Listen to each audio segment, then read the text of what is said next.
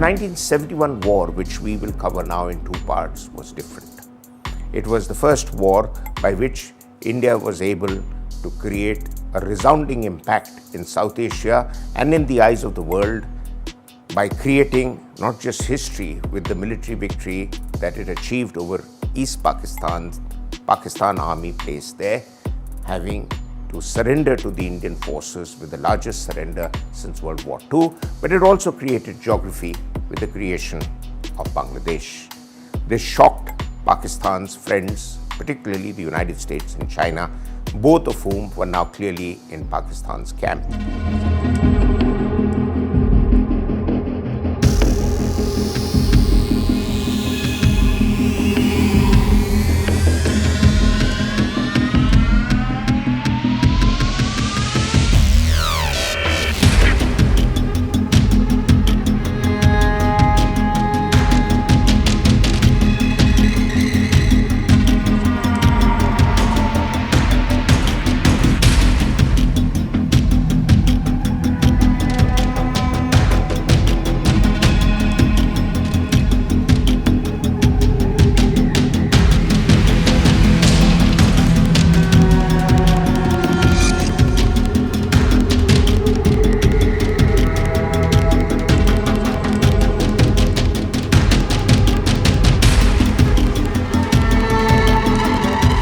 Arrogant Punjabis had seen all along the East Pakistanis, who are now Bangladesh, as inferior. There was disagreements on the use of Bangladeshi culture and Bengali language in various aspects of life in East Pakistan and even at the national level, though Bangladesh and then East Pakistan provided a lot of export revenues through tea and jute to West Pakistan, keeping their economy floating.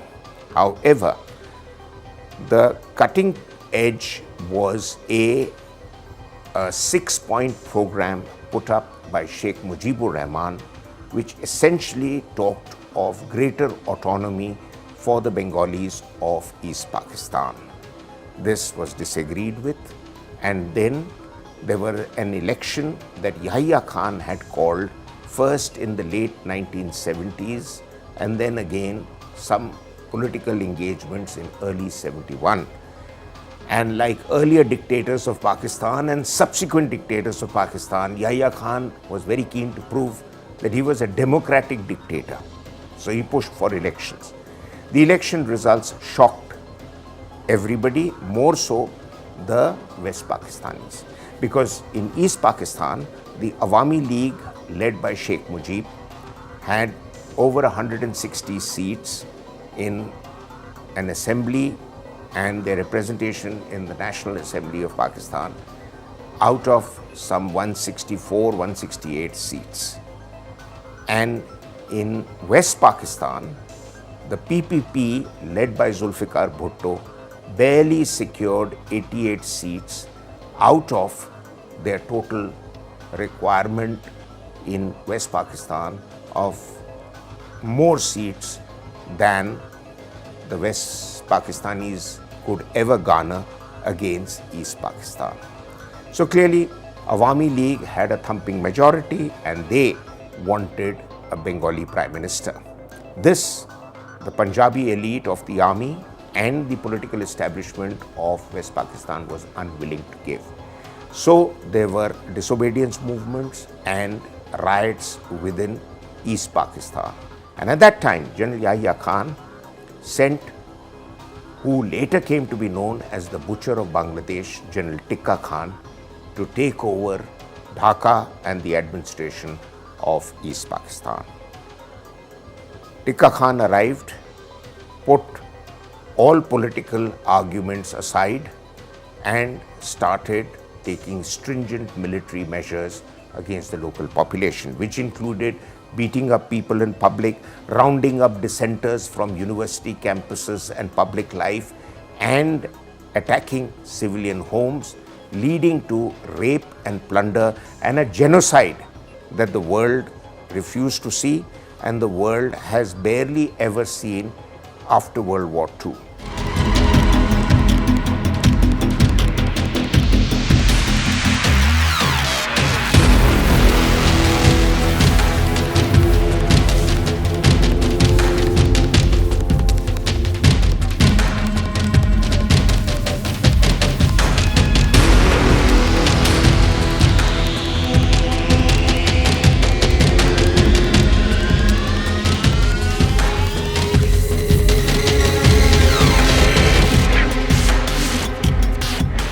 large number of Bengalis rushed away from their homes to the borders of India with all the states which had surrounded East Pakistan, from Tripura to Assam to Bengal.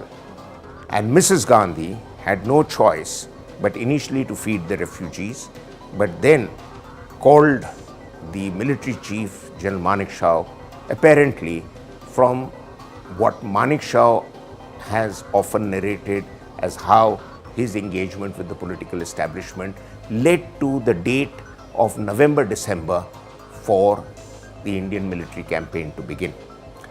Mrs. Gandhi's kitchen cabinet, comprising of Sardar Swaran Singh, Fakhruddin Ali Ahmed, Jagjeevan Ram and a few others, heard Mrs. Gandhi out when she told General Manekshaw that look at this telegram, look at this telegram, look at this telegram. All these have come to me from chief ministers of states neighboring East Pakistan, all of them saying they can't handle the burden of refugees. That, at that point of time, was about 10 million refugees and was taking up about half of India's defense budget to feed them.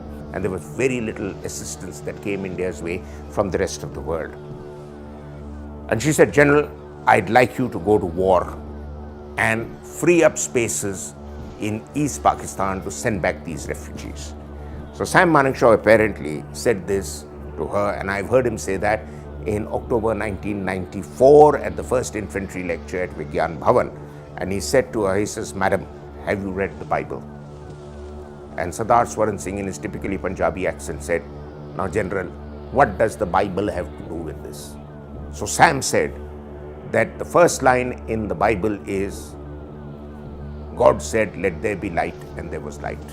Now you say, let there be war and victory. I cannot guarantee you that, because I need time to prepare and I need time to exercise my troops in amphibious operations to cross over the big rivers of East Pakistan, now Bangladesh, like Meghna. And I need to create plans in a situation where I can guarantee my men and their families that they have a good chance of coming back after the war. I don't have the moral courage to do that right now because I don't think we are sufficiently prepared. So I would like you to give me time so that in the next 6 months, when the grain is harvested and it goes to all the states of India, the train lines are free, the rivers settle down after the monsoons, and India is then prepared to get into East Pakistan. Now that was Sam Manekshaw's story. But the story by General J.F.R. Jacob, who was Chief of Staff, Eastern Command, said the plans for the liberation of Dacca only came into being much later when the war had started.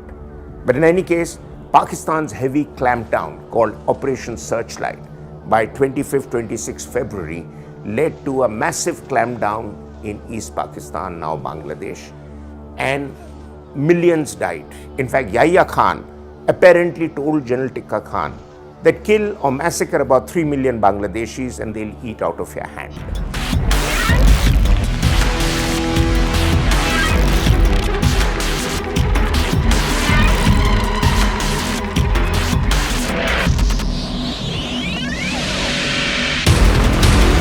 Parachute drop took place just outside Dhaka called the Tangail drop.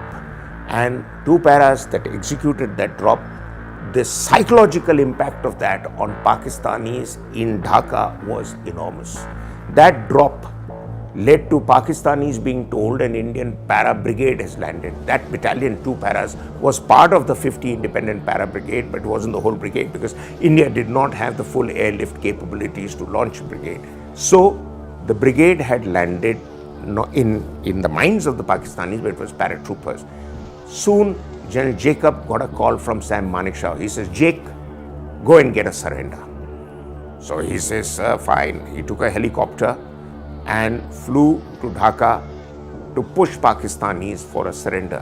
When he landed up in Dhaka, he had his swagger stick in one hand and his pipe in the other, no weapon on him. And he was thinking to himself, what happens if these guys arrest me? He says, anyway, I'm a bachelor, so I can live with it. He went, met Niazi and others who were rejoicing and having a great lunch with glasses of beer in the officers' mess in Dhaka, thinking Anytime the surrender would be evaded because the UN will ask for a ceasefire. Bhutto kept reassuring Yahya Khan from New York to say, I'm talking to the UN, but now accounts show us that Bhutto was doing nothing like that. Bhutto wanted this military campaign to end in India's favor so that the Pakistan army would get off its high horse and go back to the barracks. And soon, and one conversation, Yahya Khan kept yelling to him, when are they asking for the ceasefire? He says, I can't hear you, General. Again, he yelled back. He said, I can't hear you, General. Then the operator pitched in between. In those days, ladies and gentlemen, telephone communications were poor all over the world, at least from our part of the world to get to the West. So the operator said to Bhutto, he said, Mr. Bhutto, I can hear what he's saying. Should I tell you what he's saying? He says, you keep out of it. So Bhutto was carrying out this charade. Finally, General Jacob told General Yahya that, sir, I've come to seek a surrender. He says, get lost. Have a glass of beer and get lost, because no surrender. We are going to get a UN ceasefire. You guys will go back to the start point of the campaign. Bhutto had been assuring them of a surrender. Yahya and others believed it, and they were hoping the Chinese would also intervene in their favor. But the war, as we know, took place in end November, and after end November, the passes get sealed on the high Himalayas. The Chinese were no way going to be able to put troops on India. They had to be on the other side of the Himalayas. So, Yahya had told General Niazi, who was then commander of East Pakistan's forces, let's stick it out. Jacob tells him, he says, sir, I give you 3 chances to get a surrender and see that the orders are passed to your troops. Otherwise, we'll have no choice but to order the butchering of Pakistani troops. And finally, on his third option to on his third call to General Niazi put his head down and started weeping. He says, I'll accept the surrender, but I won't command the parade. Jacob said, no problem, your ADC will command the parade. But tomorrow morning, 0900 at the Dacca race ground, and we will take your formal surrender in front of the whole world. Jacob went back to Calcutta, told Manik Shah. Manik Shah went and told Mrs. Gandhi. Mrs. Gandhi was not expecting such a quick surrender and such a great victory. So she ran up the steps of Parliament and announced that Dacca has fallen to Indian troops. Rest, as they say, is history, but the next day, the whole lot of them, General Arora, General Sagat Singh, Air Marshal Diwan, executing the air campaign, Admiral Krishnan, executing the naval blockade of East Pakistan, all landed up in Dacca, and on 2 rickety tables quickly assembled in the Dacca parade ground, the surrender document was signed by Jajit Arora and A.A.K. Niazi, both lieutenant generals, interestingly, both being batchmates from the Indian Military Academy of Dehradun. Niazi pleaded that he told Arora, I'm only signing this under the condition that you will give me military cover and take me out of here because the crowds are ready to lynch us. This is the first time after a military surrender, the surrendered troops were allowed to keep their weapons from being lynched by the Dacca and the Bangladeshi population who had been beaten up, who had been molested, who had been raped by the Pakistan army. The most shameful conduct by any army in the history of warfare. And so, finally, India sat with 93,000 prisoners on its lap, a bonanza that nobody had expected.